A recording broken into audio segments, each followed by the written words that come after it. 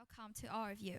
So we appreciate you taking your time of your busy schedule to join us today. And it's my pleasure to be the moderator for the talk Thất, or The Lost and Rediscovery.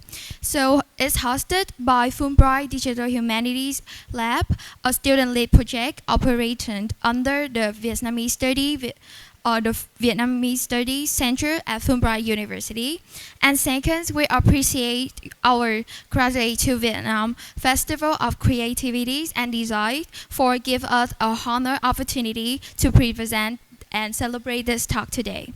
So today, panel discussion will explore the themes of Thất, the lost and the rediscovery, and its significance in the context of historical and culture of Vietnam, and through three key themes including mạch, the coherring past and present, hoan, joy of creation, and lịch, deviations and speculations. We hope that you guys can uncover how culture gaps, the misunderstanding, and the new approach of regeneration nowadays shape our collective memory and future narratives.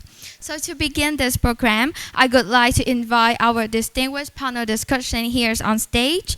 Firstly, please welcome Professor Richard, and faculty members of Fulbright University Vietnam, and he also got many artworks, performing paintings, sculpture, and experience in study and working in various culture, especially he studied in both the US and Asia. Secondly, we welcome Miss Tuệ Nguyen. She is a junior student of Fulbright University, and Miss Tuệ Nguyen also a part of event and communications of Vietnam Study Center in Fulbright University, and she also has leads the project of Chớp Bóng, the shadow that you can see in this exhibition in others. So I would like to Professor Richard and Mr. Nguyen to introduction a bit about yourself and what do you think and what do you journey. Yeah.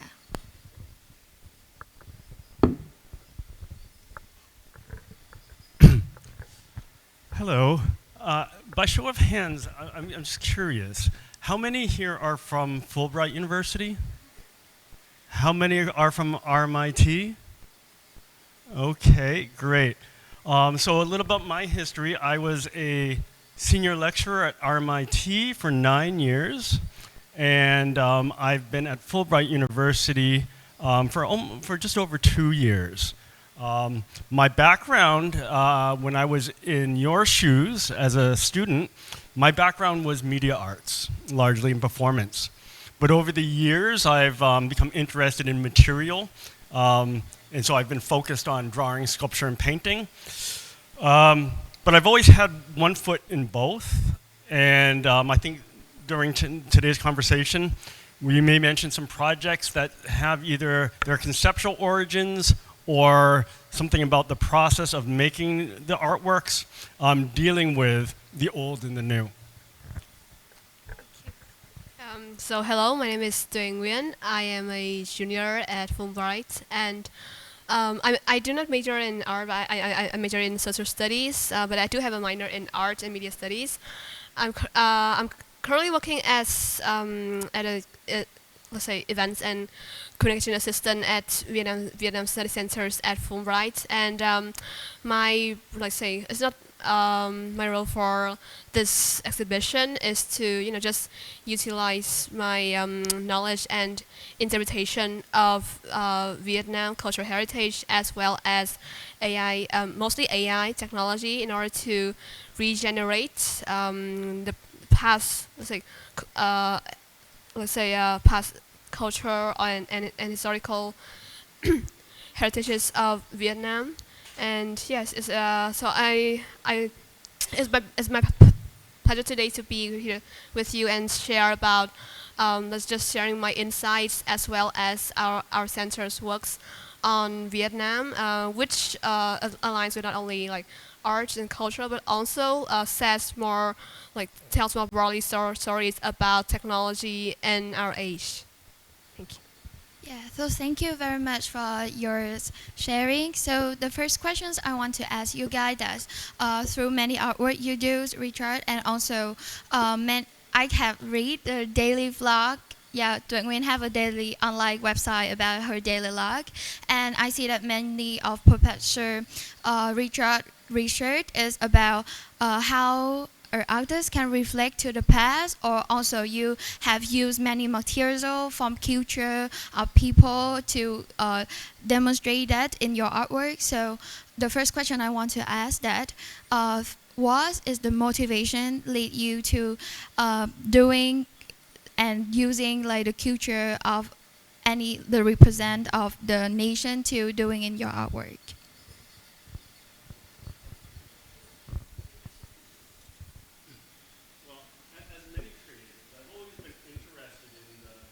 Amount of information that's available to us, both historical information, but as an artist, I'm often attracted to visual information.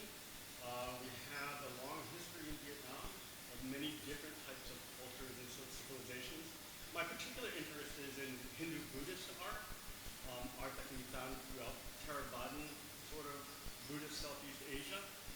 And as we know, in Vietnam, we have the Trong kingdom for a long time. So I've been interested in finding my own attachment to these cultures that existed in the past. And often... you're not open the microphone. I'm not holding the microphone? Oops. Oh, I pressed the button. Okay. Can you hear me? Okay. It's always interesting when you talk about technology and you can't control your own technology. In the past, I've been doing a lot of research on Chum culture, visual culture, and trying to make sense of, in my own work, how I would read that to bring to a contemporary reading. It didn't have to be historically or factually correct, because each person has their own relation to the material. So that's probably my connection to the past. So for me, I see art and I approach art from the viewpoint of a young person, and for me it's not entirely art. I'm more into like the general Vietnam cultural landscape. And for me, there are a lot of we all know that there are a lot of historical and cultural, like say, heritages that are stored in say museums and archives, but how to make them, like how to bring them to light. I mean, to light here means to the public. That is the question that I've been asking myself when I found out these materials on say on during Geo and on like just say I would say like women's newspaper, and they are interesting to me as a learner, as a researcher that delves into Vietnam studies, but. How do I bring them? How do I bring this kind of excitement, engagement to other people who might have not known these artifacts, or who might have like no like say interest in this and at first? So I started thinking about like technology, because it is too it's too like let's say.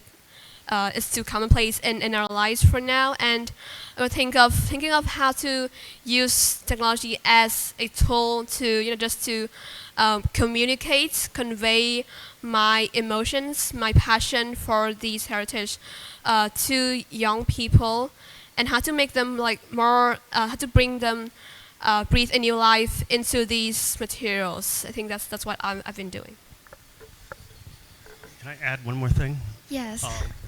I was just reminded, one of my teachers compared art to like a Band-Aid or a bandage. And I was thinking about that in relation to the violence that has been put upon many cultural artifacts that were taken during the colonial period throughout the world. Headless statues, for example. And so going back to this idea of art being like a Band-Aid, it operates bidirectionally in two ways. The first one, if you have like a wound, the bandage will cover the wound, so it sort of masks the injury. But as you ask any child that has a Band-Aid on their body, it signifies a wound. So it draws attention to as well as mask at the same time. So when we talk about art or cultural artifacts that have been damaged, or and thinking about what could we as artists and creatives do today using the technologies available to us, one idea would be to go into these museums around the world that have this material and to somehow use an app on your phone to do a 3D scan. And then you would print those at your location and you would replace that part. Now obviously the materials won't be the same, but that is the power. By drawing attention, like the Band-Aid, you are drawing attention to the wound, right? While yet providing information about the injury itself. I think that you guys point out a really fantastic point, that it's not just about you learned about the history, it's not just about you know about the past, but it's also about how you bring this to the public. And also that I see that Professor Richard, you do many artworks and it's about the materials and artifacts, and Tuệ Nguyen, you also do some things about like visualize about it. So I want to ask about, how do you think that learning history through writing and reading different from learning that and seeing that as the artifacts and like visualize that? Yeah. Well, reading and writing are not independent from other ways of learning, right? There's tactile learning, there's sensual learning. And they're all related, so I mean, I enjoy reading as well.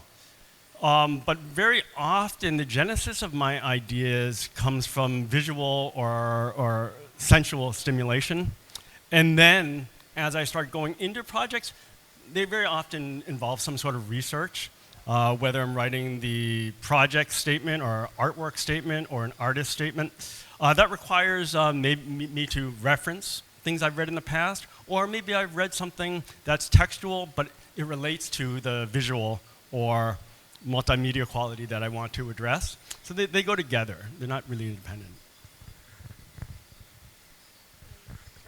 Yeah, so for me again, from the perspective of a person who consumes a lot of media, like social media and stuff, so what will like interest me the most about like history and stuff is that I can not only like just read and write them, but I can also see them with my eyes, like visual images. I can hear them, the sounds, and and even I can I can touch some kind of these kind of reconstructions of history itself. So how to bring these, like as I've said, historical artifacts that are like enclosed in museums, in archives, to the public in a new form. Perhaps it's not like bring entirely those reading, writing materials for people, because it will take a lot of time to like just to read and write those. But what about like just selecting parts of them, parts of the archives that you think that might interest people, and then think of like transforming them, giving them a new form, some kind of just for example, here we have this exhibition. I think it's also one example of how we are renewing and how we are like just say incorporating different materials to the study of history and culture. Yes. Thank you guys for the answer. So I think that when you collect together the reading, the writing, also to listening, also to seeing, is go to the rise of the mass media. Like you go through the frame to see that how the past is demonstrate in the frame. You also go to like some museum to see the artifacts, but also to read about what is this, the information of the artifacts. So I know that Professor Richard has a project calling Học sinh and use that to demonstrate that how the attitude of học sinh change when they look at the computers, when they seeing some new technology. So I want to ask you about that. What is your motivation to do this job, and also what do you think that the mass media have changed our thinking and rethinking, and may that lead to any idea of doing history and like recover the history? So this art project that's mentioned was done 20 years ago here in the city. It was called Hupshin, and it was very simply putting a webcam facing the student that's looking at the computer screen. But this is in 2004. So we have to remember the technology that existed at that time. It's sometimes easy to forget the limitations that we had back then. For example, I remember a couple days ago, a student asked me for high-res images from something I did around that time. But they weren't any because our cameras were so limited back then. So so at this time, for many of you, it was around the time you were born. And as a sort of side way, I taught a course called Digital Media Arts at Fulbright a few semesters ago. And we spent some time looking at that media, not new media, but the analog media that existed before our time. And if you think about it, many students had never heard pure analog recorded music before. We hear analog music all the time, you know, live music. But hearing analog recorded music that isn't in a digital format, some people have never heard that before. So we brought in this old technology, vinyl, but also reel-to-reel tape that had music from that time period. So I was interested in this Hupshin project about looking at the faces of children looking at monitors for the first time and trying to make sense of the keyboard. And they had this really blank look. It's the same look that you have when you like Netflix and chill and nobody's looking, your mouth's open, you're not really moving, and you're just kind of in this static position. And now comparing that young experience with digital technology in 2004 versus my son who's 4 years old using an iPad and playing Minecraft with all these menus popping up and still learning. He's still 4 years old, but really adept in, with navigating interfaces digitally. So there's a lot happen within your lifetime, and so that's the beginning of just looking at how technology affects our everyday life.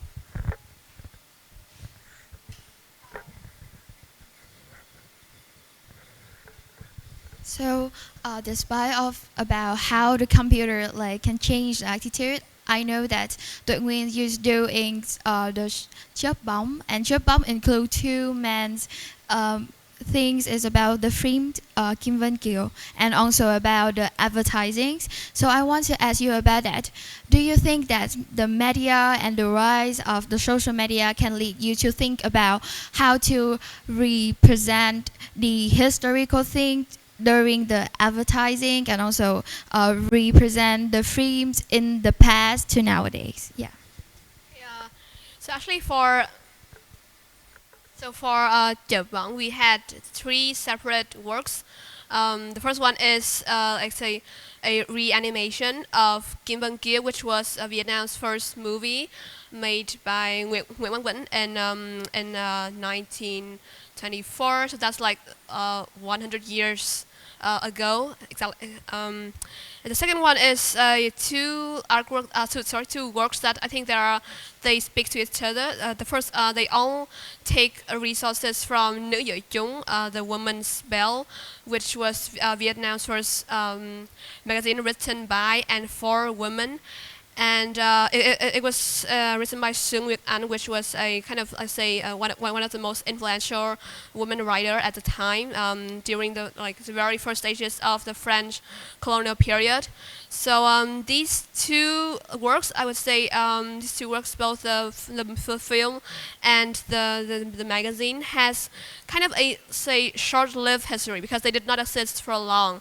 Most of the film are lost. We now only have images left, and for the magazines we only have about 20 per 22 volumes of the magazines left for now.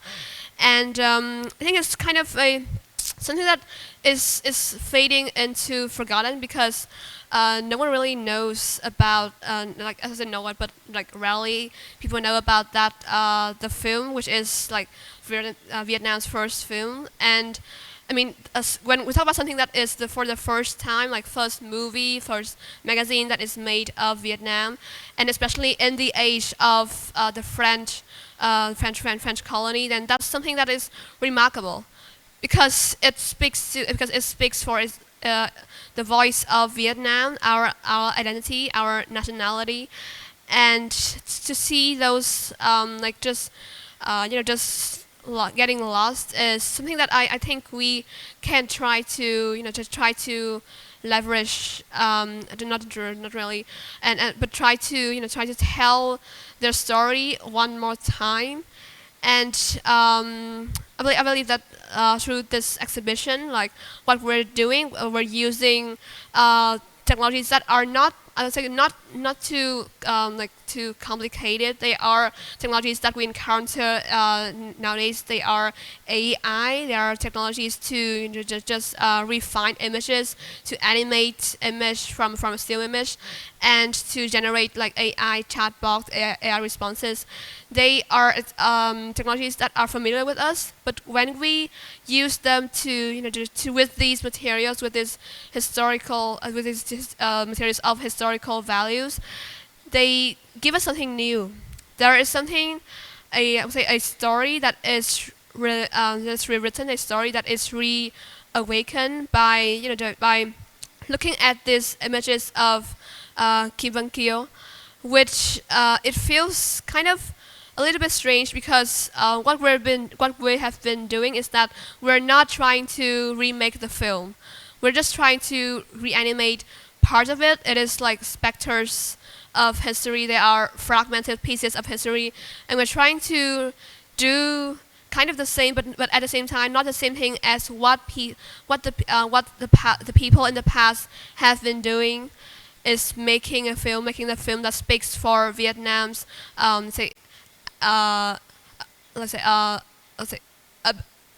ability in arts and culture, and yeah, just that. So that's for Kim Van Kiel.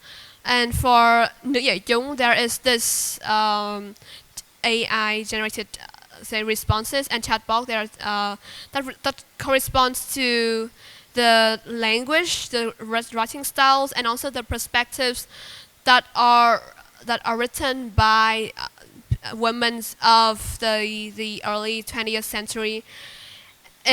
And for me, it's not that they are no longer relevant. It's not that these ideas are no longer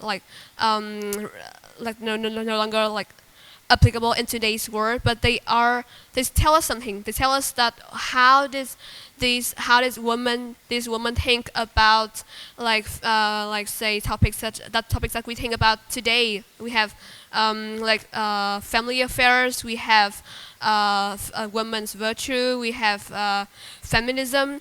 Those are topics that are relevant, and to look at them and to see how our thoughts about this topic has changed throughout the course of nearly a century gives us something that speaks to us. Is there anything that is similar? Is there anything that is different? Why is there such a difference in our perspective? And does that speak anything to the broader shift in Vietnam's landscape of ideologies, feminism, family in general, and how does that correspond to Vietnam's culture? I think those are the ways that that technology has prompted us to ask, because now we are able to experiment a lot with these technologies. We are also able to experiment a lot with the past. And while we are just digging up the past, we're not only digging up, but we're also trying to rewriting a new past, something that we can look at from a modern perspective.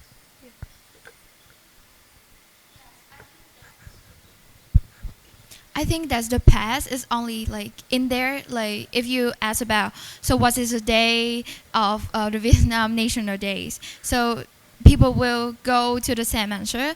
But when you think of again, and as Ms. Tuệ Nguyên say, you can renew about the past. Maybe you can see the past, but in a very different way. Like you see the feminisms in the past, it's not really exactly like what you see in today, because about the feminism movement, and also about a lot of people have developed their change, they developed their argument too.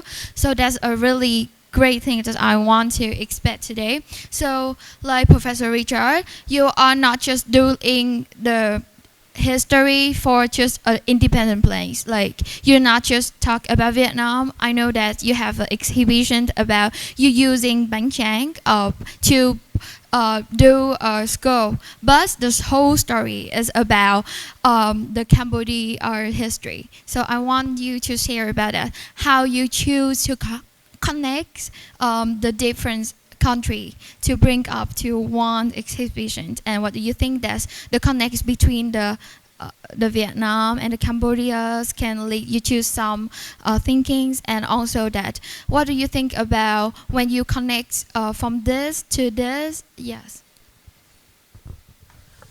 So this art project involved recreating the human skull out of bánh tráng as a material.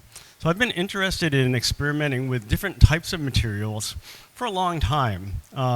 As a studio artist, you know, there's obviously many different types of materials artists have at their disposal, from paint. But for sculpture, there's a wide variety of materials that you can use that aren't traditionally used. And bánh tráng is a good candidate because when it's wet, as you know, it's really limp and it almost resembles skin. So if you were a burn victim and you needed like some emergency skin, they would put that sort of material on you. And then when it's fully hard, it's really brittle. It's like bone. And when it's in the state in between, like semi-hard or semi-wet, you can bend it and it resembles cartilage, like your ear. So bánh tráng can mimic the different sort of states of the body. And so it's a great material and it doesn't mold. But to answer your question, I never really have the intention with any of my artworks to necessarily connect to Vietnam. It's not my starting point. I do know that many artists do start from that point. And I guess that's part given my own situation and history growing up. But it purely emerged after a visit to Tuol Sleng prison. Some of you may have been there, S21. And to see the horror of the stacks of human remains at that site, and to consider the conditions at that time period. I was very moved by it, but I knew I wanted to at some point do a project, but I didn't find the right form until about 10 years later, and I found that I could use bánh tráng to recreate, in some ways, the exhibition that I saw at Tuol Sleng prison out of a new material, and I displayed it in Vietnam. So most of the visitors naturally were Vietnamese, but it wasn't an intention to bring Cambodian history and Vietnamese history closer together, or to analyze, you know, the relations between two countries. Yes, and about Ms. Tuệ Nguyên, what do you think about when you connect between this area to the different area? So as I see, like it's just like your daily vlog in your website, but as in the 4 terms in Fulbright University, Tuệ Nguyên have to go to the U.S. During the developing Vietnam, and I see that in your blog you talk about that the historical contingencies can shape a difference between this area to the another area, and the title of this daily blog is from another side of the earth. I mean that from your perspective as a Vietnamese people, you see the another country, and it's not just the country that you grow up and you live and you share the culture, but you also have the connection with how it's really different with your country, and you have the connection with how different and how you can learn and how you can get to. So I want to ask you about that. Do you think there's a connection between you and the other, or between the things that you know and you don't know in the history can lead you to many, I mean, the ideas of your project in the future? Okay, so that's a great question. So actually, I did not know about this term like historical continuous until I started school at Fulbright. It was like the first time I thought about like history as not only something that is in the past, but about something that could have happened. So what could have happened if people made different decisions? And there are this like various possibilities. We think of the future as a tree with every of our decisions as leading to different branches, but that is the same for history. If we see history as a root, then there are also a lot of branches leading out, and there's this kind of sense of when we know that history cannot be changed. It's gone. It's no longer mutable. But what if we think of like this? Think of history as not only a single narrative, but from different perspectives. There are a lot of like stakeholders involved in these historical events, and what if we think about is a different story that could have happened if this person made this decision, and what will follow up that story? Like there are several. I think there are numerous like possibilities. And about what you mentioned, the blog I wrote about my class, which was a course of Fulbright offered this term. The course was Developing Vietnam, which was a connected course between Fulbright and Dartmouth College in the U.S. And we had this opportunity to travel to the U.S. for like a week, and to learn about, yes, it's kind of weird, but to learn about Vietnam by going outside of Vietnam. I'm quoting directly from Thầy Hoang's speech. And so what I think of when I think of the U.S. is that there are a lot of differences, because this country has experienced, different histories, different wars, different ideas, different cultures. The people are different, the cultures are different. And when I really stepped foot on the U.S. for the first time, I was thinking of how these historical continuities manifested into these buildings, into the streets, into the people walking like right in front of my eyes. And I was thinking that, yeah, there was, although we both, so not we here, but we're all humans, we're living on Earth together, but how could there be such differences, like minor differences in history, let's say geographical, biological, that leads to massive differences in economy, in culture, and let's say in culture, and let's say in peoples nowadays, in between these countries, between these two sides of the earth. So the one interesting thing I was thinking about when I during my travel to US is that I see these not really embers, but I see these signs. There are these tracks of Vietnam history in the US. And what I saw was not the story that was told in Vietnam, but the story that was written by the people from this different side of the earth. And these people, they encounter Vietnam, and they leave these marks. We went to Parker House Hotel and saw this kind of, like, say, remnants, this kind of photo of Bác Hồ, of Uncle Ho, and also his table, the table where he used to work as a chef, kind of that. And it's kind of interests me that there are these like lingering materialistic, like tangible histories of Vietnam that appears in the U.S. and in a way that somehow sometimes it resonates with what we know in Vietnam, but sometimes it doesn't. It tells me something that there are, although we are like living in the present day, there are multiple history existing around us. We may not see it because we're in Vietnam, where we're listening to the same story, we're told the same story. But when we go outside, we might see these different versions of history of Vietnam.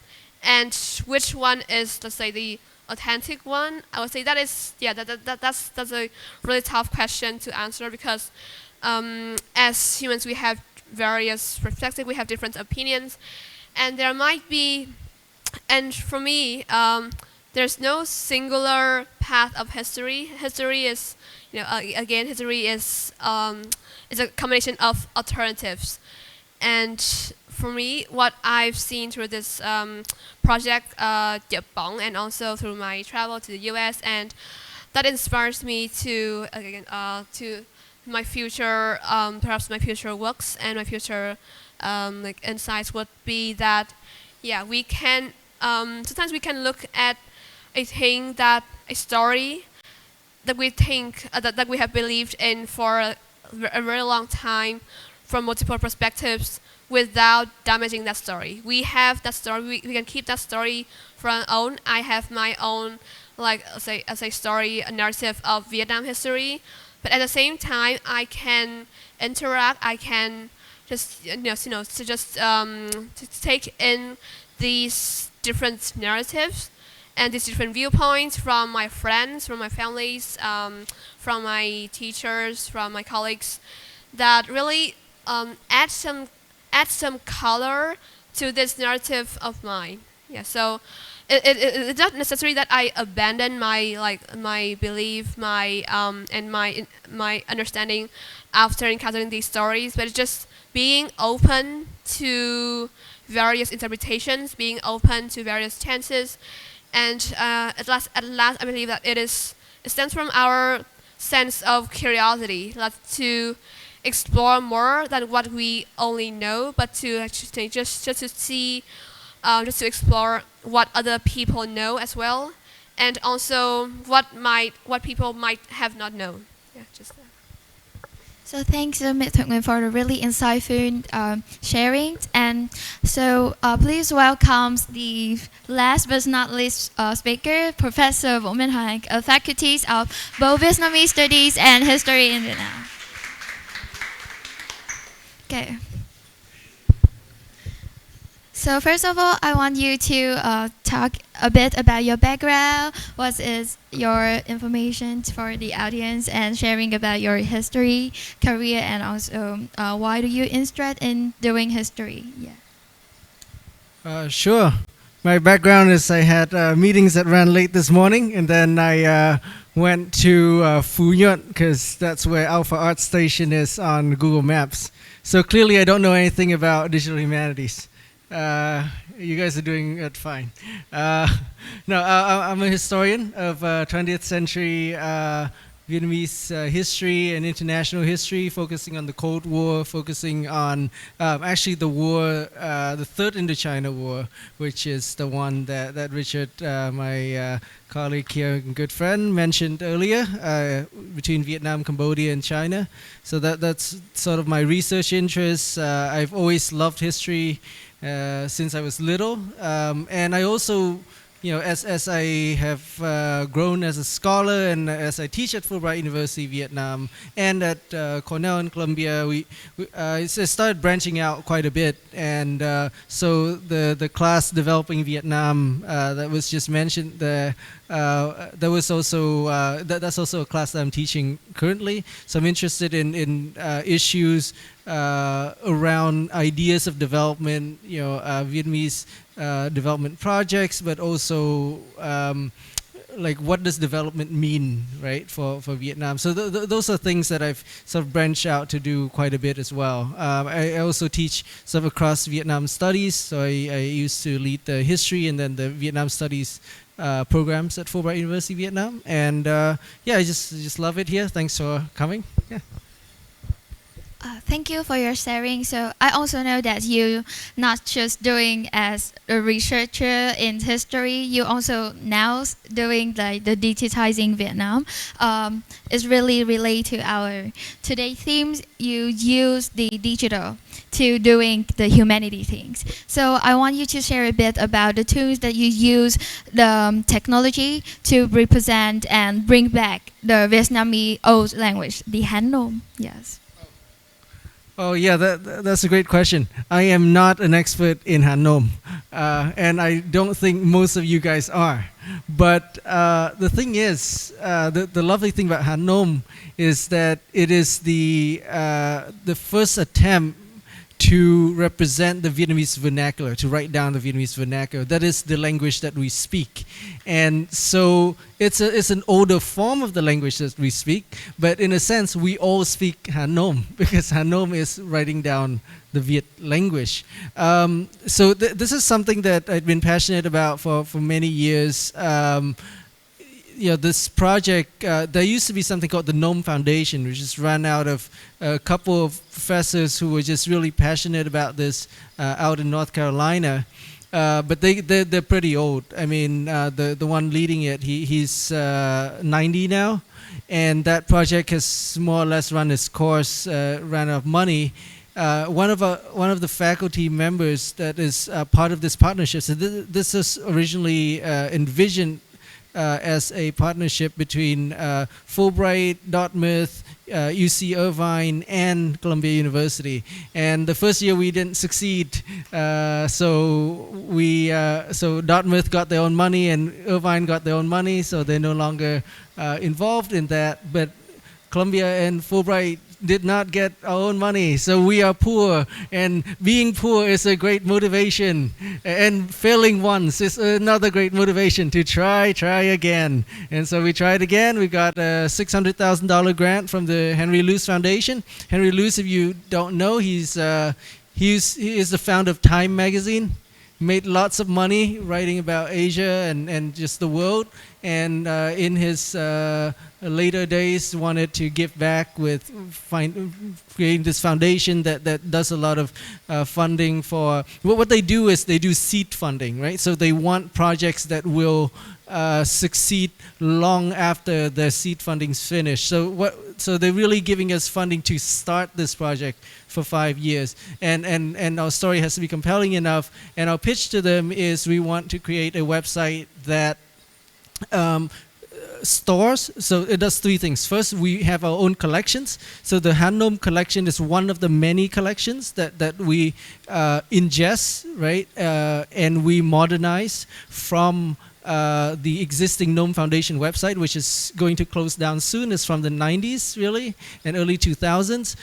So that's been ingested into Columbia Library's collections, and now Columbia and Fulbright work together with the University of Science to essentially create what is like Google Translate for Han Nom. So because you already speak Han Nom, remember, you already are Nom speakers. All you need are the tools to help you access and unlock this wonderful heritage that is our common heritage. So we want you to be able to take your phone and go to temples and go to pagodas and just open up books and look on the inscriptions and be able to have that just translated right there. That is the goal. I think we're getting there. We're training a bot basically to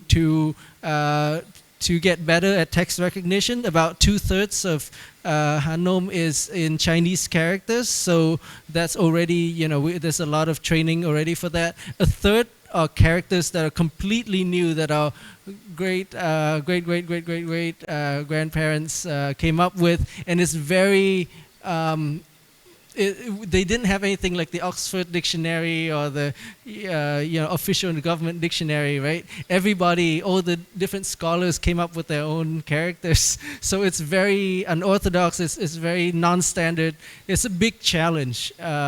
as a language, but we are trying to use technology, with machine learning, with new models to overcome that. And I think that will really unlock, new technology will help us unlock something great about our ancestral legacy. Yeah, but that's just one of the many, many things that we will do. Yeah. So thank you, Professor Huan.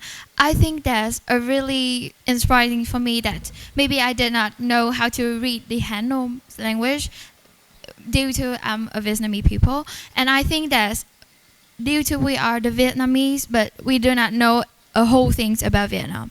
We need to explore and we need to know about that. Or like Professor Richard, you have worked in Vietnam but also in abroad, and you have to like in the journey to explore Vietnam. And I think that technology you can use the Google to like shared about what is the information of this event, and you can use the AI to ask them about the things that you don't know. So I want to ask all of you guys about that. What do you think about the rise of the AI generation in make you to think and know more about the history?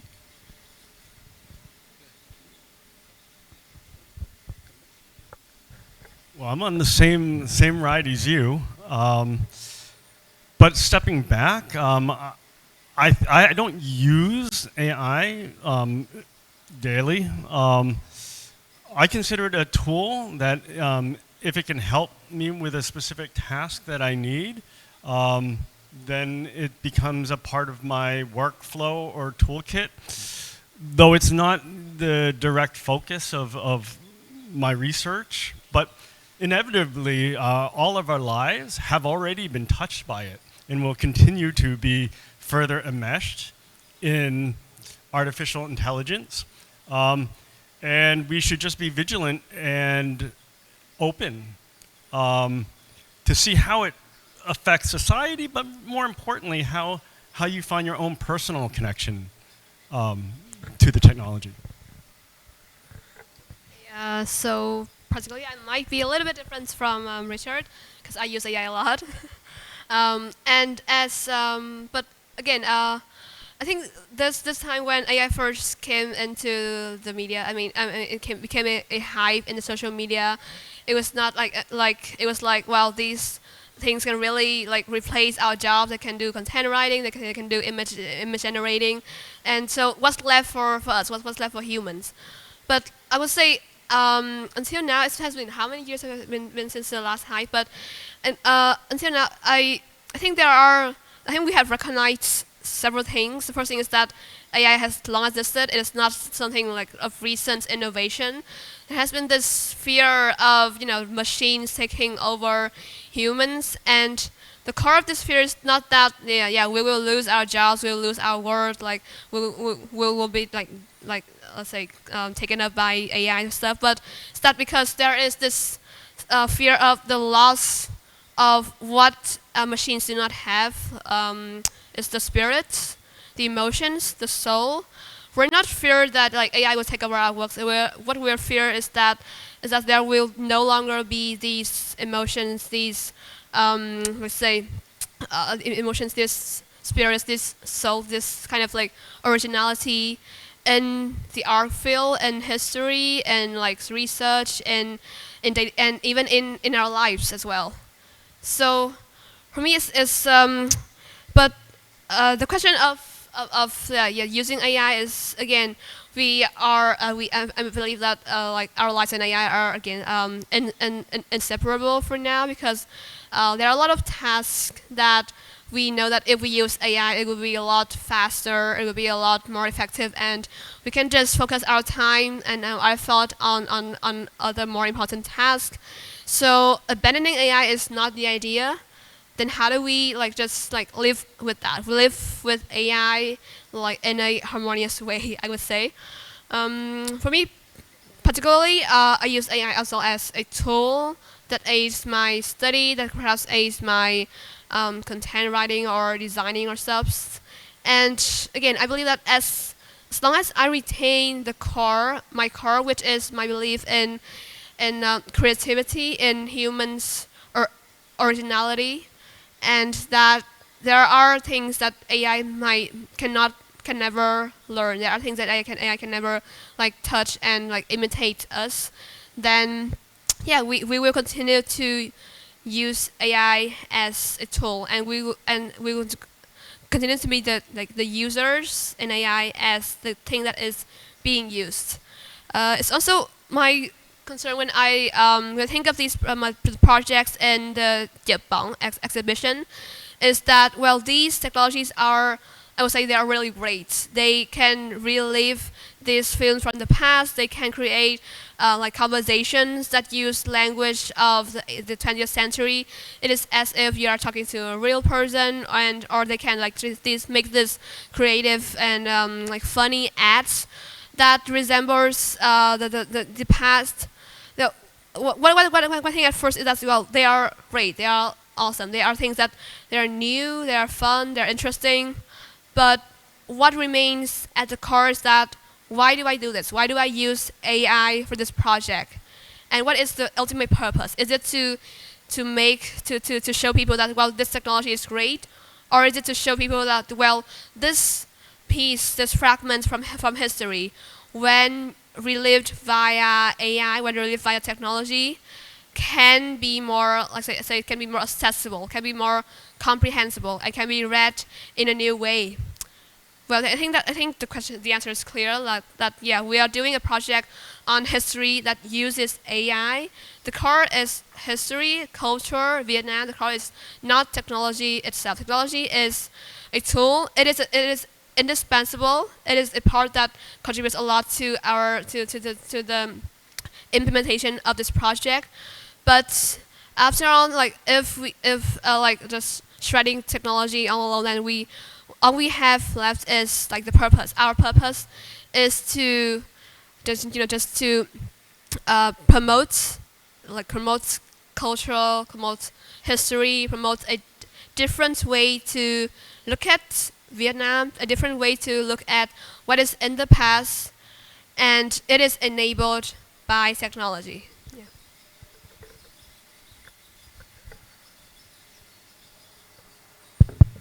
Okay, sure. No, AI is really important in my own work. I do quite a bit of work in international security and development studies. So AI is really the biggest thing right now, and in the future, it's absolutely critical in terms of questions of hard power, right? Both in terms of the expanding the productive capacities, the hard productive capacities of an economy in terms of automation, but also in terms of expanding the military capabilities and the ability, of course, of power, the ability to compel others to do what they would not otherwise do, right? So future militaries using massive computing power and no humans behind them, right? Wiping off the face of the earth anything that stands in their way. This is really a huge technological moment, and looking at the history, we cannot afford. I showed the students, right, this ship in Boston Harbor, USS Constitution, 80 years old by the time it reaches Da Nang Harbor, and it's wiping out the Vietnamese fortresses in 1845, right? We cannot be in that position again, right? This is, there are hard security questions beyond what is noble and what is just. But at the same time, in the more interesting, humanities work. I mean, I do employ AI also in some of that research work into security as well. So, for example, we built a model to analyze the Vietnamese leaders' speeches and to train the bot to recognize positive and negative mentions of US and China, which is quite interesting. And we want that bot to just continually, be better trained, and then to just keep track of what Vietnamese and leaders are saying. And this is very much something of Vietnamese textual analysis that we can't rely on international people to do. But also, like in my recent, AI still needs obviously to be used by humans, right? So in my recent work, I just came back from research trip in Cambodia, researching around the Funan Teco Canal. Of course, a very, very big security development topic right now, affecting potentially the environment and relations between two countries. And you know, as I'm going out to the field, I mean, my Vietnamese is decent. I'm interviewing Vietnamese communities. My Khmer is horrendous, right? So I use ChatGPT to translate this consent script, but I still need local interlocutors to help me, right? And you know, and we never expected that we could talk to the Chinese companies out there, but I went up to them and they were willing to talk. I met a Lao Ban. He was willing to, you know, we came to the canal. There were Chinese factories there, and I was like, oh no, I didn't prepare anything, but I got Chinese, right? I'm not going to get AI to be able to intervene in that situation, right? But I speak Chinese enough that I can interview him, right? So I think AI is a tool, but it's still a very imperfect tool. In terms of the digital humanities, and by the way, this collects oral history that's both used for policy analysis and recommendations, but also feeds into our oral history project, which is part of this Digitizing Vietnam initiative. In terms of the Hannom that we mentioned earlier, our bot currently is trained on just 3 texts. Lục Vân Tiên, Chuyện Kiều, and Đại Việt Sử Ký Toàn Thư, I think. Why do you think just 3 texts? Because in order to train the bot, you have to have a good translation. And those are the only 3 major texts in Hannom. You know, Ho Xuân Hương, you know, she writes all these fun poems, but they're tiny, right? If you want to train the bot, you have to have massive amounts of data. And you know, we need humans to actually translate them. So a lot of the work of Digitizing Vietnam is not just to train the bot itself, but also to connect scholars in Hannom around the world in order to translate more text, in order to annotate and work on text together, right? And to create that tool. And eventually it will train the AI, right? But there's a lot that goes into that. So thank you guys for really interesting sharings. So we go through the 2 parts. The first part is about how culture and how history are important in our life nowadays, why we need to explore about them. And the second part, we talk about the mass media, the social media, the AI generations, and the rise of the technology era through our lives nowadays, and how we can see that and working with historical different with the past when the rise of this is not really popular. And we can have 10 minutes break times, and then we go to the third part, like we will discuss about how the AIs and how using the AIs in the project can lead to some concerns, or anything we need to develop and need to control in the future when doing digital humanities. Yeah, and Professor Richard will go out for a bit minute in the break times, and he will go back with us in the part 3. Yeah, thank you so much, and we have 10 minutes to break.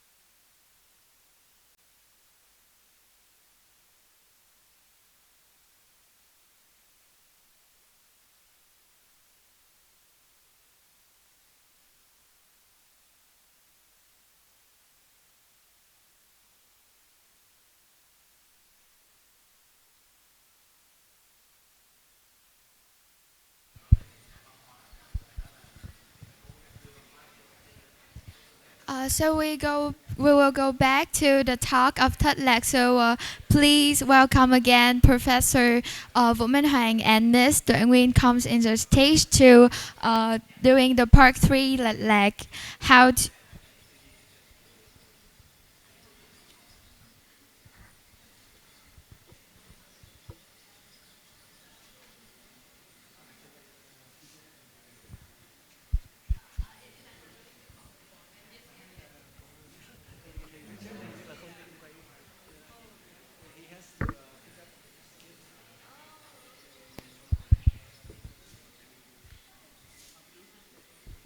Okay, so welcome you guys again to the part 3 of this talk. So we go through about how AI can capture and use, not just only use to find information in the internet, in the public more easy, but also have some concern about technology is not really intelligent as much. We need the humans to, like Professor Huang say, you need the humans to strengthen the things, or you need the oral especially the oral history. You need the person who experienced about that one can know that, and AI cannot do that again.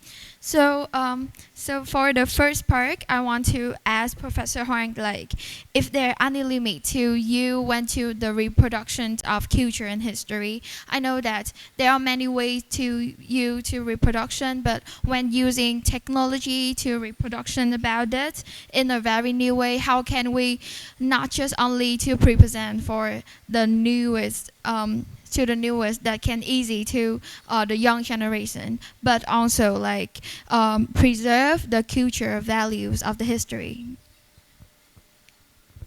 Oh man, I don't know if I'm the best at answering this question.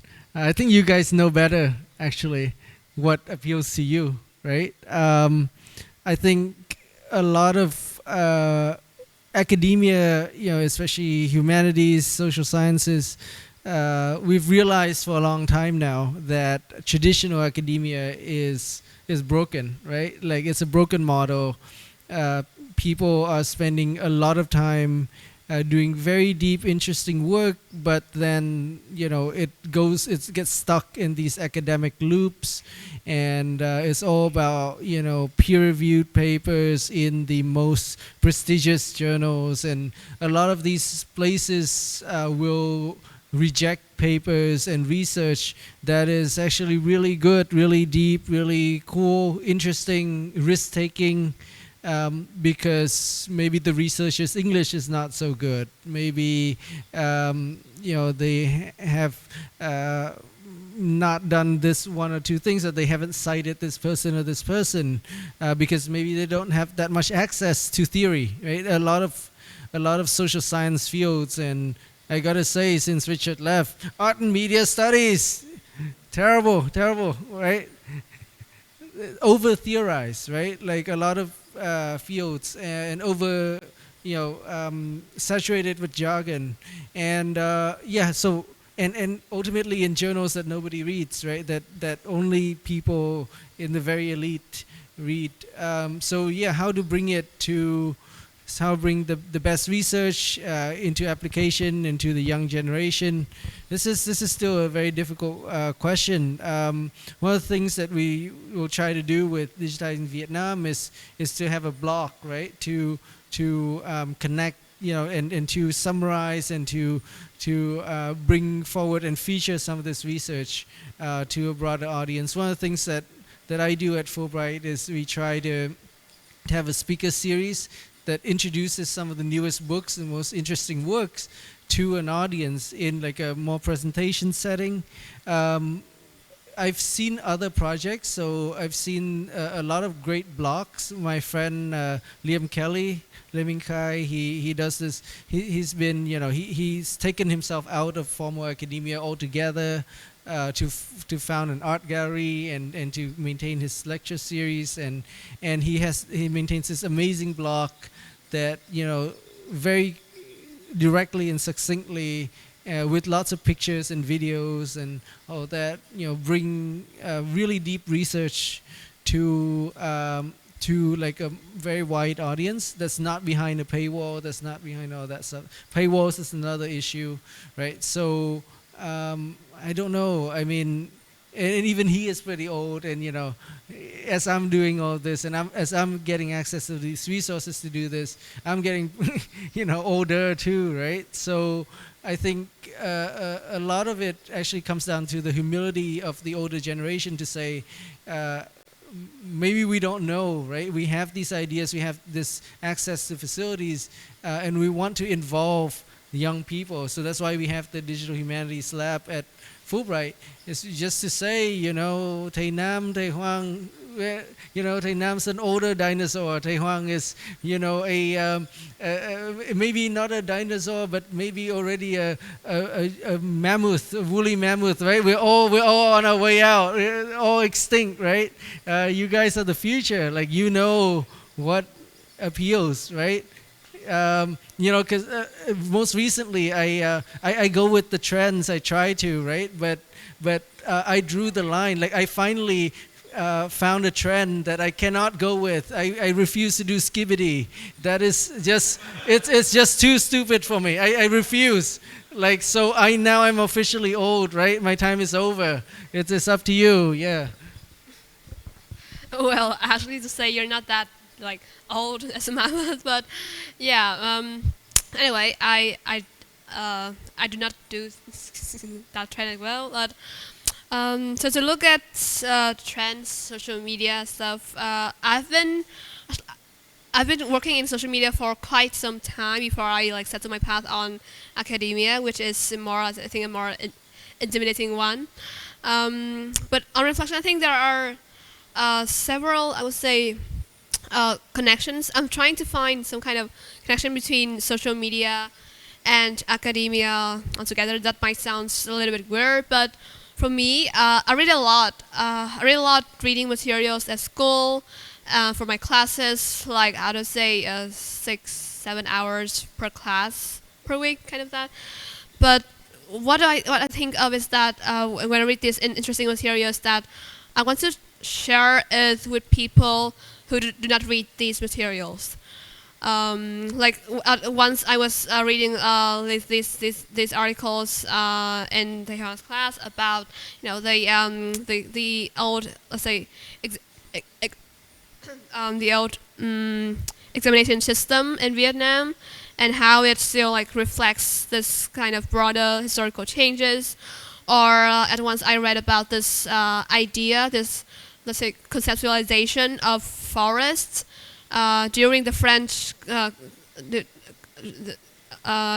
during the French colony, and how it affects modern days perceptions of nature, of forests, and so what I think of is that, well, these findings, these results, these arguments, they are relevant, they are important in understanding Vietnam, not only in the past but also nowadays, because to know who we are, we must know who we were. But one thing is that not all people who would have just the time or perhaps the language to read these materials, they are quite long. They are they are formally academic. So not everyone, especially I say the general public of Vietnam, will have a chance to just to absorb these ideas, these perceptions. So what I've been thinking, what I've been trying to do as well is that through my blogs, I will try to just take out 1-2 lines of arguments or ideas or perceptions or even concepts from these papers, and reinterpret them and convey them to my readers in a way that is, of course, using Vietnamese, in a way that is accessible, that is easily comprehensible to the public, so that perhaps then, when people scroll through my blog, they will stop and say, I'll read this blog, and then what they read is not just say some kind of personal blogging, but also it has some kind of knowledge, it has some kind of information, and perhaps sparks in them some interest about academia as well. It's a kind of it's not an easy task, because my writing style is a little bit a romantic, when it comes to my blog, I write in a very personal, daily life storytelling style. But when I try to incorporate these academia, I do not want to make it as lessons taught in class, but it must be some kind of more like, say, as on the one hand, it must retain, it must still be like some kind of informative, but on the other, it must relate to people's life. Why should I care about like the concept of forest? Why should I care about past past relations on the Mekong River? Or why should I care about like what makes us a like say a society, kind of that? Everything that sounds theoretical, how can I make them applicable, and how can I relate them to our lives, to what we think and what we act? So I think that's I'm trying to what I'm trying to do, blogging, and also what all these events are trying to do, like these talk shows, these exhibitions are trying to do, is to make some kind of just to bring a lot of really valuable knowledge to people who might like not have the opportunity, not have the tools to access these. Thanks for your guys' sharings. Like, I mean, the history and like the formal history is sometimes it's a bit boring, because you maybe think about, you just learned about this, you go to class, you need to learn knowledge, you need to remember some things. And I mean, for my friends, when they study history, they say that I really hate to remember about the numbers, because it's too difficult to us to remember all of those things. And I mean, go back to the past. In 2018, the Minister of Education and Training in Vietnam count history as one of the important subjects that students need to study from the primary school to high school. And then there are many discussions around that. But from nowadays, I mean, just 2024, the two films, I know that the films about history, the films of Down, Phở, và Pianos, yes. So it's translated as the pitch of the Phở and the Pianos. There's a history films. It make many people to extract and focus on it. So I want to ask you guys about even if like can the technology can spread a really diverse things, and they also access to the young generation easily more, and maybe people just like I just want to watch a film, and I just want to see some vlog, and as Tuệ Nguyên say, like I just like to simple my argument, and people are easy to accept from that. But if you just accept from that and do not like go deeply and explore about really the complex about the history, are there any concern about that in the future when we like preserving the cultural heritage? Well, I mean, the field of history is ultimately is a field of inquiry, right? It's an academic field where you are always questioning. That's the joke in the profession, that there's nothing that changes as much and as quickly as history. It's a joke because I shouldn't explain the joke. No. Okay. It's funny because the past has already happened, right? And you think it wouldn't be changed, but yeah, I mean, a lot of what makes history interesting is about digging up the past and in reevaluating the past and asking questions about the past.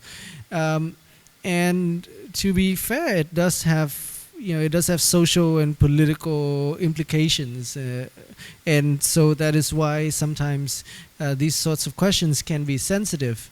I think most of the students that we get at Fulbright, but also, the thing is, in Vietnam, we think that we are very special. We think that we are the only ones that have very nationalist textbooks that grow up with a very specific way of telling our history, and we are the only ones that struggle with young people disliking history, disliking remembering dates, and disliking the whole subject altogether. That is not true, right? You guys all watch Harry Potter, right? Who teaches history in Harry Potter? Professor Binns, who's a ghost, right? And he's dead, but he doesn't even know he's dead because he's so boring that he's just continuing to lecture as if he's alive, right? That is the stereotype in Britain, right? Which is a country that has a long history, that is very conscious of its history, that has a very contentious history, right? That is the stereotype that people have of history teachers there, right? In America, what is one of the biggest issues in the last election? It's about what's called social justice warriors, or it's called diversity and like left-wing, sort of attempts to rewrite American history, right? To recognize the genocide of the Native American peoples, or to recognize the legacy of racism and slavery, right? The systemic legacy of these policies that are still affecting populations today, right? And that is something extremely uncomfortable for people in America, in a place where they are very free to say whatever they want to say, right? It is also where, like in Vietnam, like in China, like in any other country, students learn from textbooks that are generally very nationalist, that have a very specific way of writing history. So I don't think people in Vietnam all around the world are bored of history. They're bored of badly written history and badly taught history. And I think it is to the benefit of every country, including Vietnam, including the United States, including China, right? Including all the countries, that we write better history, that we teach better history, and we. So this is a common crisis, I think, across. I think the good thing in Vietnam, and this is also, why do you think we bring students of developing Vietnam to the U.S., right? One of the things I shared with them on the way is some of them sitting here, right? That sometimes in order to understand a place, you actually kind of have to leave and know what other societies look like, so you have a reference point, right? Because if you just here, you only know here. You don't know, you know a lot about what life is like here, but you don't really know what is special about what life is like here. So I think when we went to the United States, they recognized a bit more about what was special about Vietnam. And I think that every country will benefit from learning more about ourselves, discussing more about our own history, but also just looking internationally, right? Looking at world history and learning these lessons, and just reflecting and say, we all struggling from these problems, and we all can do better, right? And it's not a threat. It's not a threat to do better.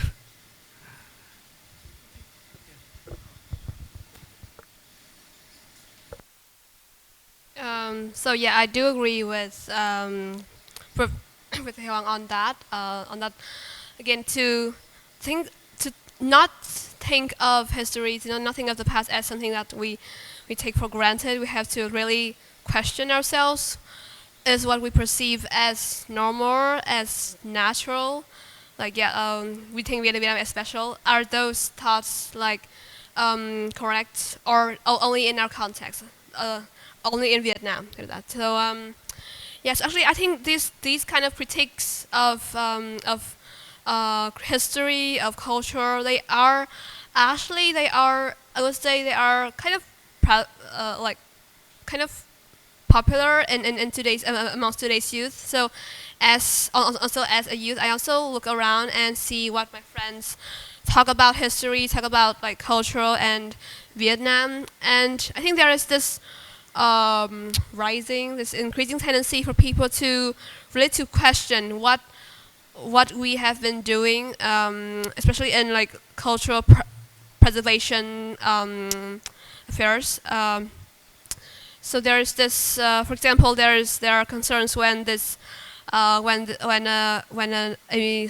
a project or say a music video comes out that depicts, let's say, ethnic minorities, people will question, oh, is this like cultural appropriation, or is this like distorting history, distorting text and stuff. So I think there is a way that people are really aware of like making and remaking history, and even now as young people we are exposed to broader ideas, to foreign ideas about and foreign concepts about history, about culture, about nationalism. So we came to question. We came to question what we have been like. Just to say again, what we have been taught in those like boring textbooks and stuff. And what we came to realize is that maybe there are something right, something wrong, but in the end we must always like try to question what we learn. And I think the fact that we are trying to do that, the fact that we're trying to question, to critique, to reflect on what we learn is is a positive sign that we're trying to just to learn history in a more critical way. Yeah. Can I maybe just add one thing? Remembering dates is quite important. I'm sorry. It is one of the more painful things you do in history. But if you don't remember dates, you don't know what goes first and what goes later. And so remember dates actually help you tell the story. But the remembering dates is not the goal. The goal is to help you tell the story. But I don't want to shit on remembering dates. I'm sorry. Remembering dates is very important. Thank you guys for the really interesting series on history and how history is nowadays represent. So the last but not, the last questions I want to ask you guys that how do you predict about the technology in adapting in the project in the future? Because I think that this is a very starting and beginning period of adapting technology in doing humanities project. Yeah. So yes.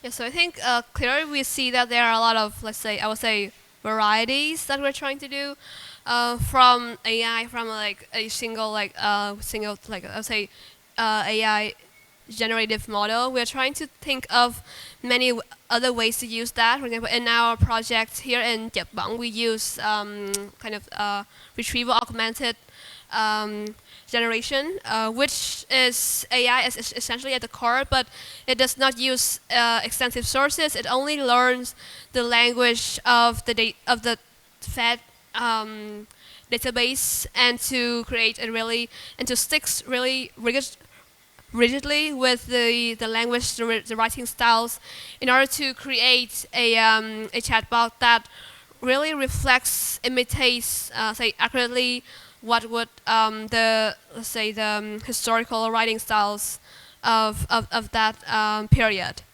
And yeah, I think there will be more such varieties. We're trying to expand, we're trying to diversify types of AI, the use of AI and technology in general. And I would say that again, AI has been for quite a long time, but it has just been a hype, let's say, recently. And for this hype, I believe that there would be a really the speed at which we are creating new technologies and creating new things from these new tech will be, I say I myself look forward to that, because as we live nowadays, we see that there are many like say contents, images, or even innovations that are driven by things that we have never seen or even we have never imagined. So yeah, first that is on like say diversity and like a lot of different forms. And what else? Along with diversity, well, there will also be concerns as well. There are common concerns surrounding AI. We have, let's say, we have security. We have copyright issues, and we also have that's just like human labor, and even the importance of AI as a tool versus AI as something, is it core to our daily lives? Is it core to our innovations? And yeah, I think, but one thing that always goes with these kind of, I would say, rapid changes in society is that, yeah, there will always be controversies, and these controversies are part that promotes that promotes the new inventions, new technology. So yeah, this age of AI is kind of turbulent. There are a lot of things happening. We see a lot of new things that are great, but also concerns that are really severe, I would say. But again, the change, they often call it the wave, the tide of the time, or something like that. It is unstoppable now, and I think it's time like we really look closely and see, yeah, what AI has to offer us, and what we have ourselves to offer this technology a new, something in the future that will benefit humans at its core.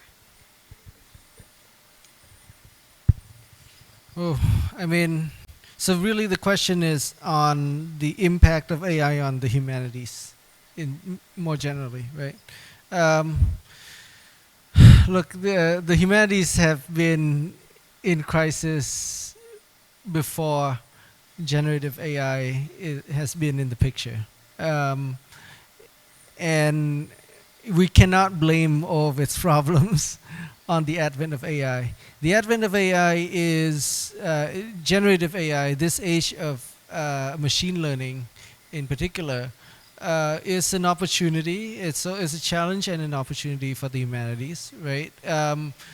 But because it is already in crisis, I look at it more as an opportunity.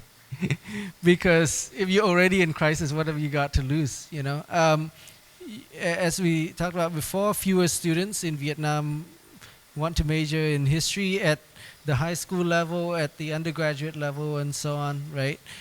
Before AI, right? So can we, create things like the Digital Humanities Lab that makes history, makes the humanities more accessible, more fun, more exciting to students, but also to the public, right? Mapping projects, assisted projects that help people with disabilities, right? And in a way make also a new use for the humanities.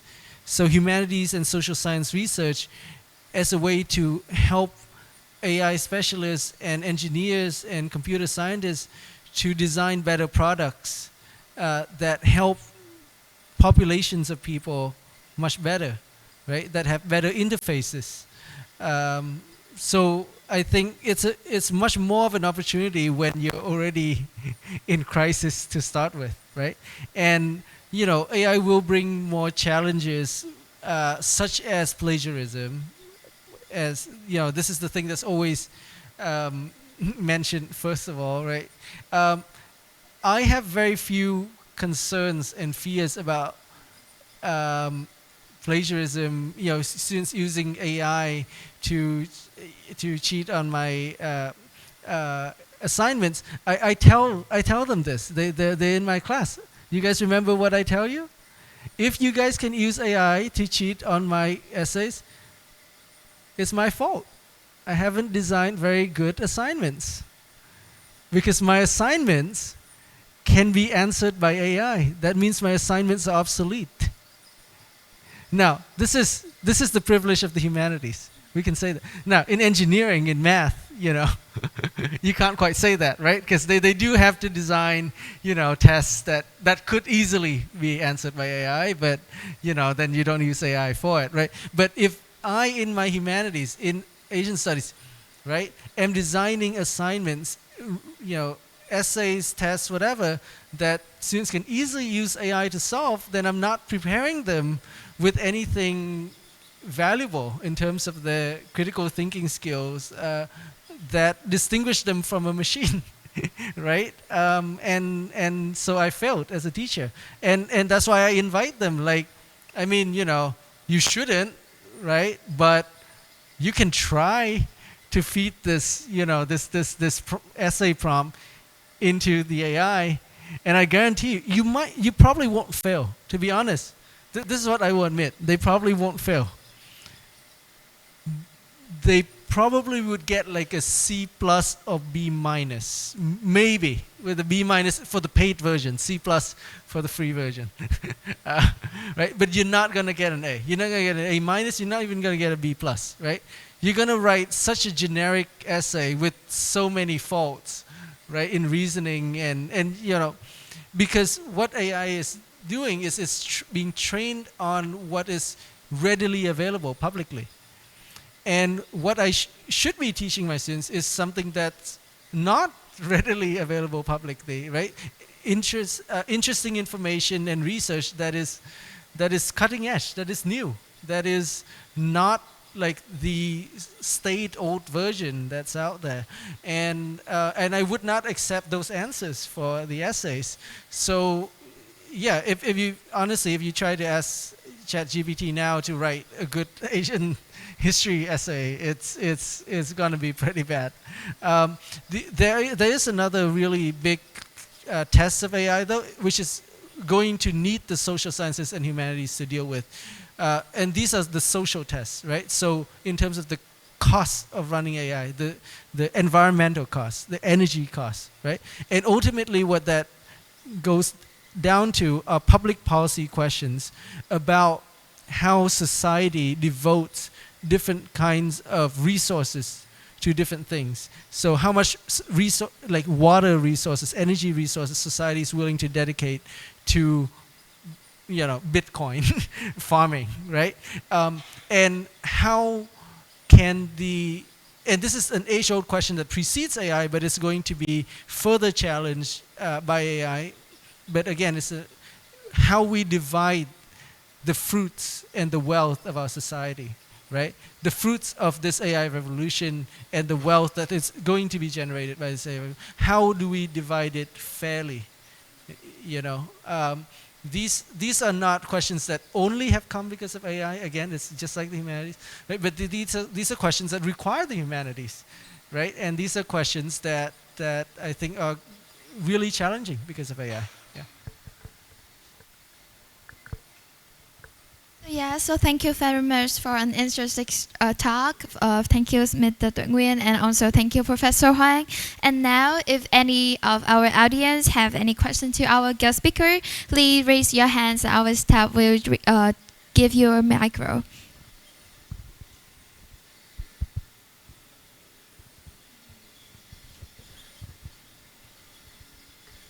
So in waiting the audience to prepare the questions, I want to ask some questions from myself. So the very first questions I want to ask Ms. Tuệ Nguyen. I think that I'm really interested in Digital Humanities Lab because before I go to Fulbright, I never know that what's the stuff of Digital Humanities.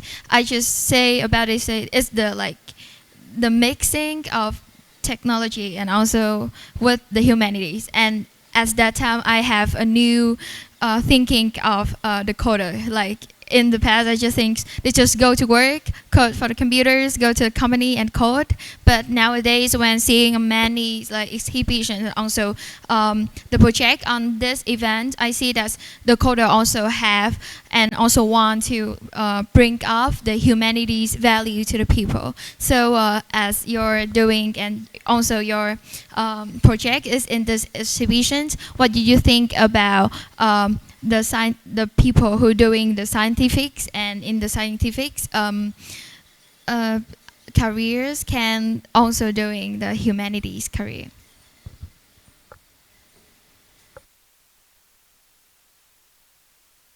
So firstly, I have to clarify I'm not a member of DHLab. I'm just a member of the center. And the second clarification is that I'm not the person who created these projects. I'm the person who I'll say, this person gave this code that created that generates ads in the style of 20th century writing language in this newspaper. And what I'm gonna do is I'm gonna just to curate it. I'm gonna give it the performance, the stage, so that people can look at that and say that okay, this project has some kind of has values in the humanities field.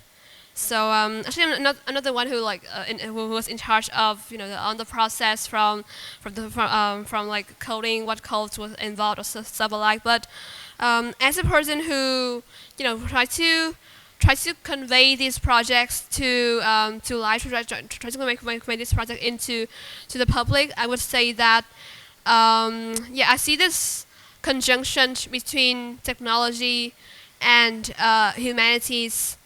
And for me, particularly, it's just like for me, it's the same as any other conjunction of any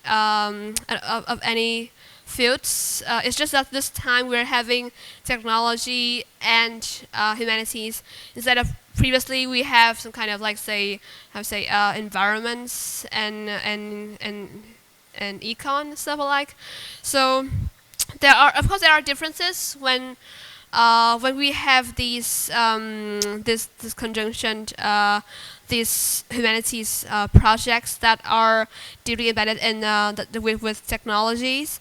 There are just difficulties of just trying to find database, trying to select the appropriate model, or trying to just trying to make some kind of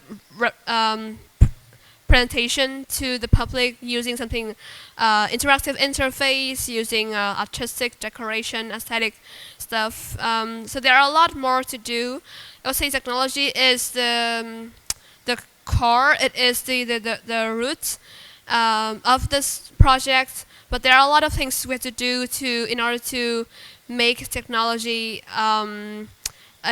to transfer to the meaning of technology to people, to make it comprehensible, because we cannot just give them this line of code and say that this chatbot can do this, the chatbot can do that. We have to give this project a context, a meaning, a purpose.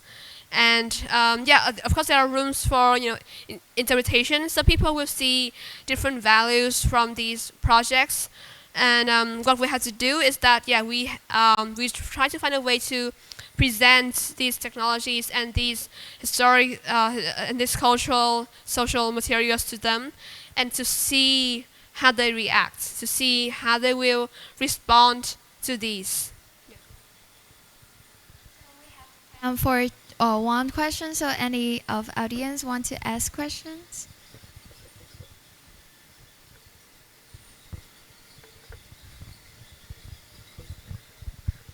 So if not, thank you.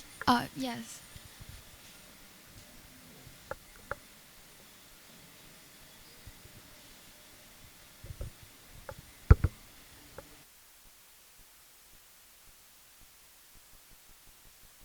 Okay, so maybe we don't have much time left, so I think I will make it fast. So I think the point of generative AI, to bring knowledge closer to people and make the knowledge more accessible, right? But how about some cultural memory or cultural artifacts that they only belong to a small community?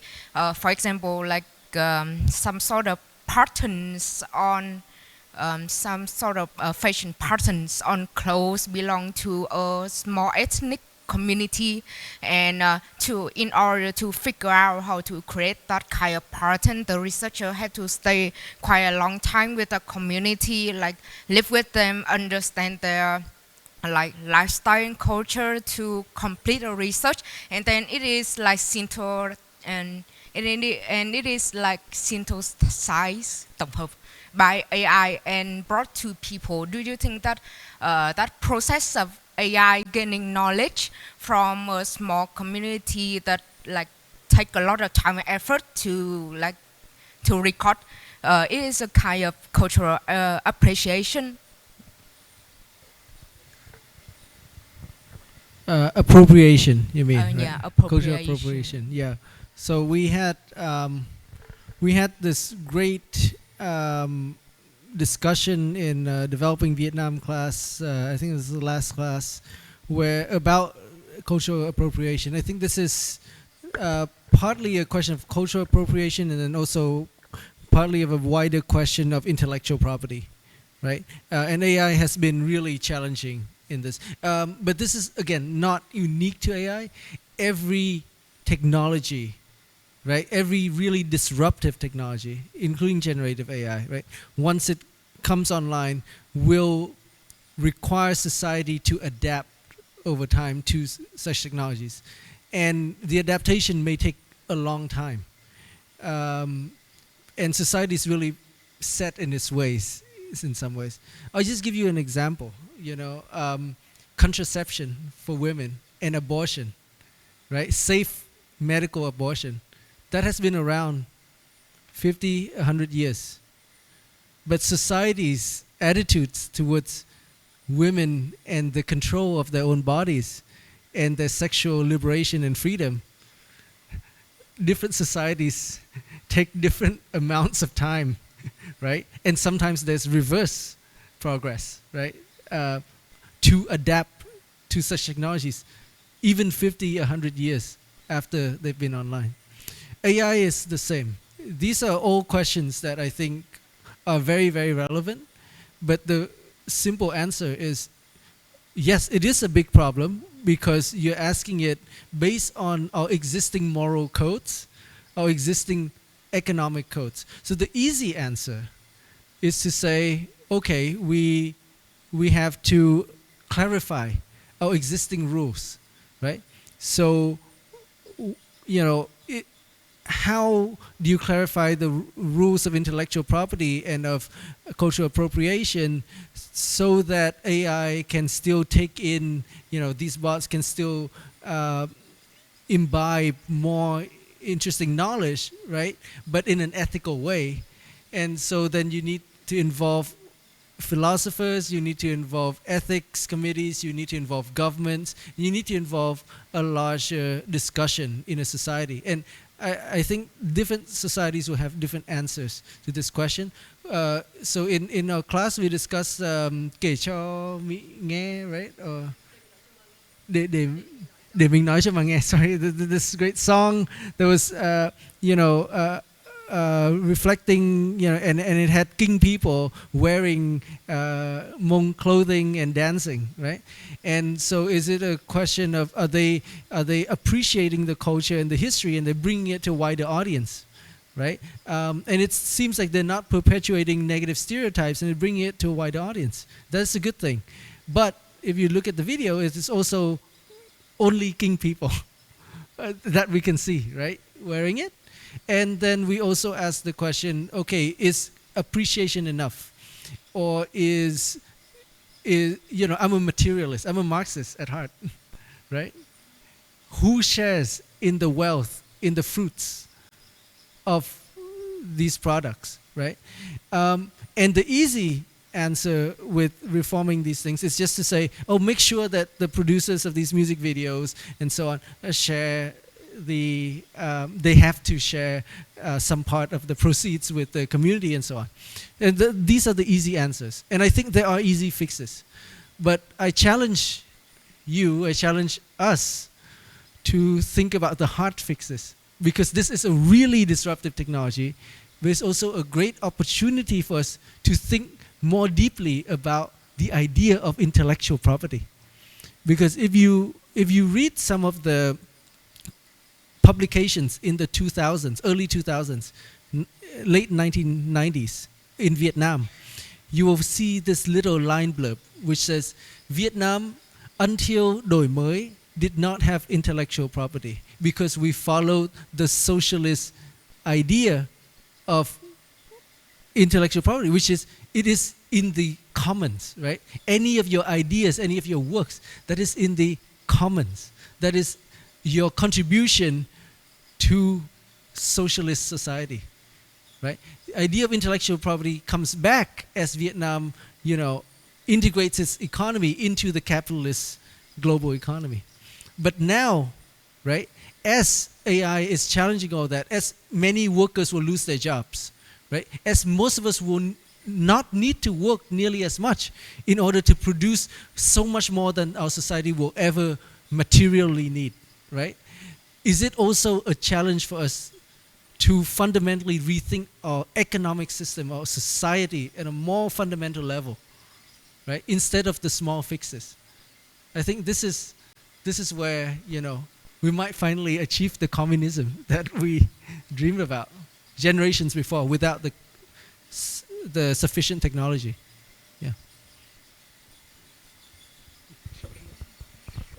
So thank you guys so much for joining this talk, and this is the end of our talk, and we hope to see you guys in our near future project hosting by the Digital Humanities Lab of Fulbright University Việt Nam. So thank you so much for joining us.